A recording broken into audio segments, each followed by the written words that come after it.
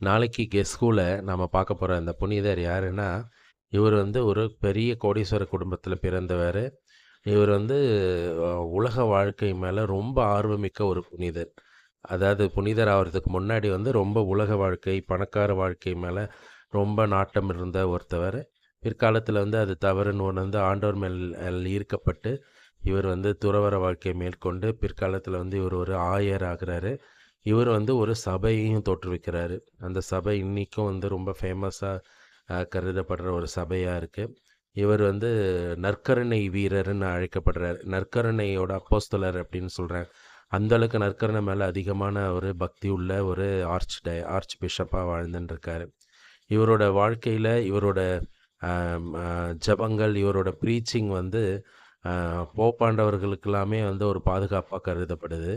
அதே மாதிரி இவர் வந்து இந்த அ ஒ வாழ்க்கைய வந்து ரொம்ப ரொம்ப ஒரு தாழ்ச்சியான வாழ்க்கை வாழ்ந்த ஒரு புனிதரா கன்சிடர் பண்ணப்படுது.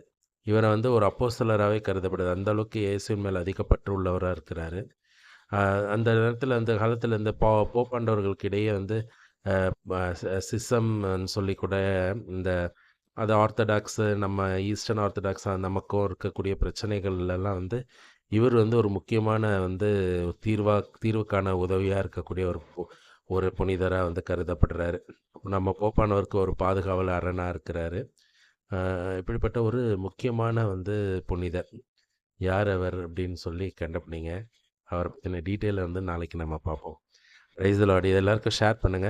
இந்த கெஸ் ஹூன்ற பார்ட்டே எதுக்குன்னாக்கா, நீங்க கண்டுபிடிச்சு போடணும். அதன் மூலம் அந்த புனிதர பத்தின ஒரு சின்ன ஆர்வம் ஏற்படணுன்றதுக்காக தான். புனிதர்கள் வந்து நம்மள மாரி வாழ்ந்த ஒரு சிம்பிளான மனிதர்கள்.